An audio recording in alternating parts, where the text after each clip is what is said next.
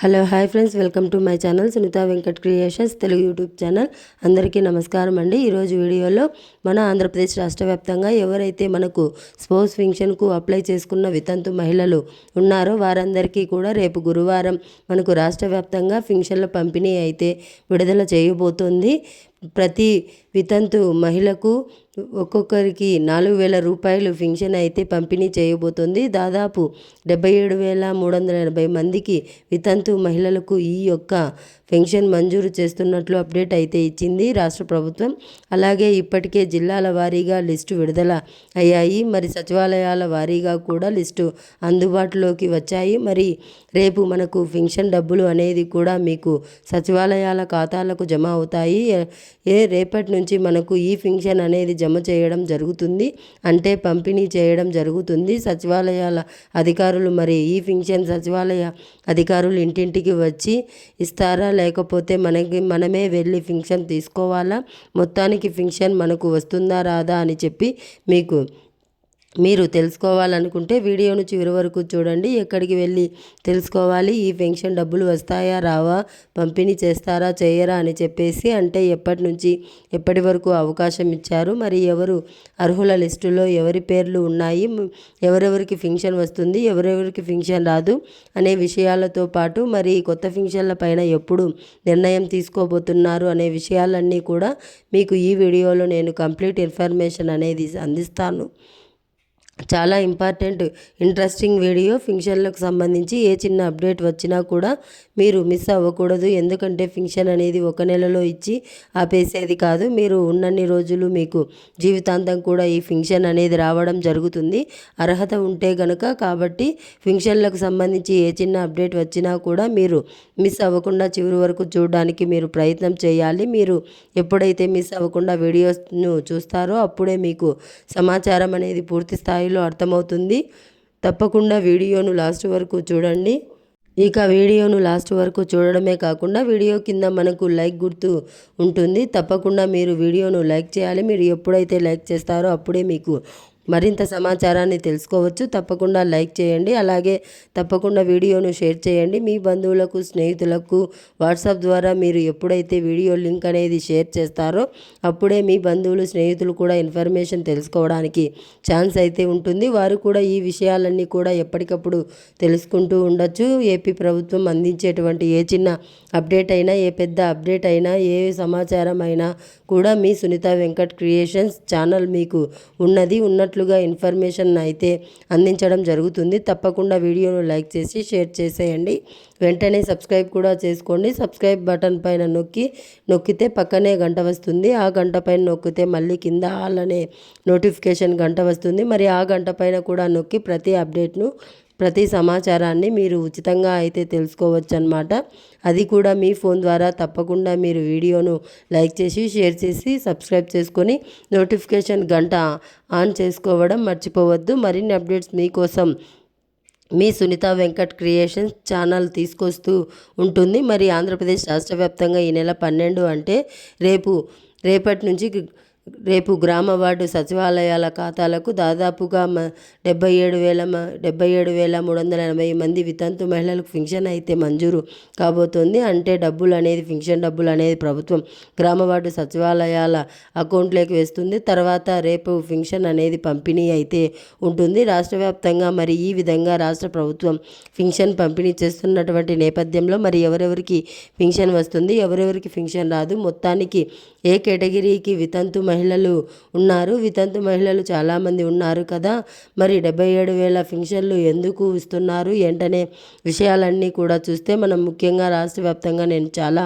వీడియోస్లో చెప్పాను ఇన్ఫర్మేషన్ అనేది మరొకసారి.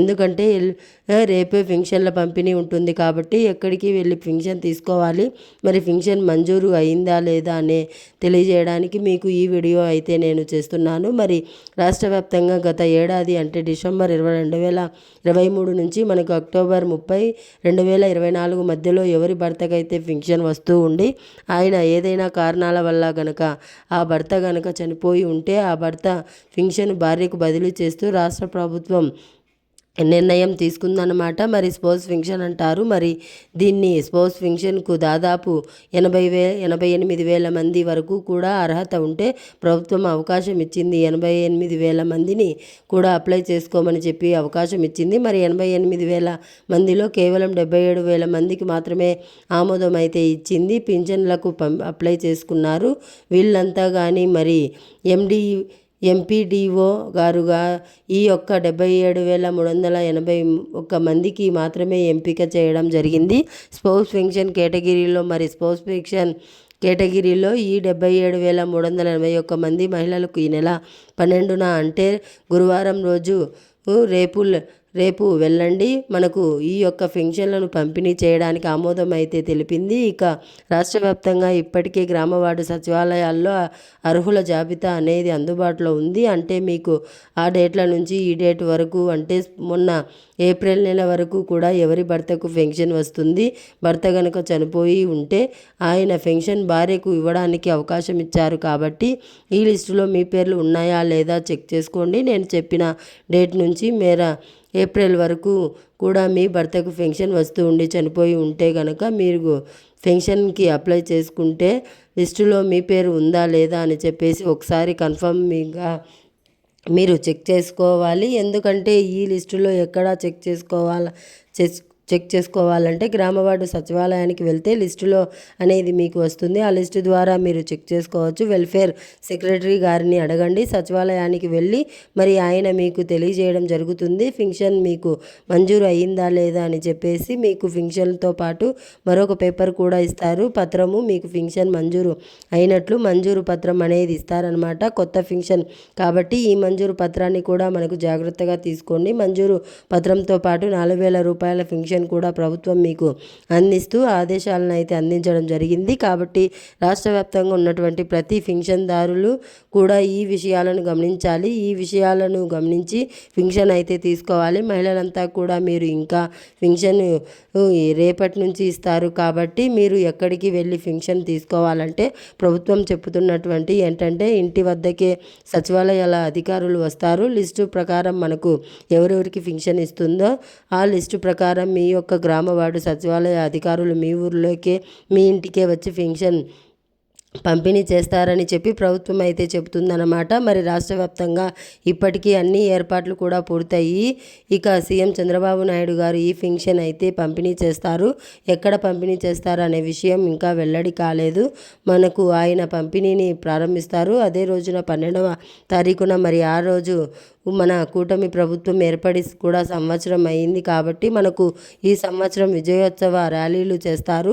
తర్వాత సీఎం గారు కూడా ఈ యొక్క మీటింగ్లో పాల్గొని ఈ యొక్క పెన్షన్లు అక్కడ పంపిణీ చేయడం జరుగుతుంది. కాబట్టి రాష్ట్ర వ్యాప్తంగా ఉన్నటువంటి స్పోర్ట్స్ పెన్షన్ కేటగిరీ కింద మనకు అప్లై చేసుకున్నటువంటి ప్రతి వితంతు మహిళ కూడా ఈ పెన్షన్ తీసుకోండి, ఎక్కడికి వెళ్ళొద్దు. మరి ఇప్పుడే రాకపోతే ఈ తొలి పెన్షన్ కాబట్టి ఖచ్చితంగా మీరు తీసుకోవాలి. మళ్ళీ వచ్చే నెలలో తీసుకుందాంలే అనుకుంటే రాదనమాట. మీరు ఖచ్చితంగా తొలి పెన్షన్ కాబట్టి ఇప్పుడే ఈ నెలలోనే ఎక్కడికి వెళ్ళకుండా ఆల్రెడీ మీకు ఇంటిమేషన్ ఇస్తున్నారు అధికారులు. ఒకవేళ ఇంటిమేషన్ రాకపోయినా కూడా మీరు ఆల్రెడీ ఈ కేటగిరీలో ఉంటే మీరు ఖచ్చితంగా సచివాలయ సెక్రటరీని అడిగి తెలుసుకోండి, వెల్ఫేర్ సెక్రటరీని అడిగి తెలుసుకోండి మీకు పెన్షన్ వచ్చిందా లేదా అని చెప్పేసి. లేదంటే మామూలుగా పెన్షన్లు ఇస్తుంటారు కదా, మీరు చూసి ఉంటారు. మీ గ్రామంలోకి వచ్చి పెన్షన్లు ఇచ్చే అధికారులు ఉంటారు, వారినైనా అడిగి తెలుసుకోండి. వెల్ఫేర్ సెక్రటరీని అడిగి తెలుసుకోండి మీకు పెన్షన్ వచ్చిందా లేదా అని చెప్పేసి. లేదంటే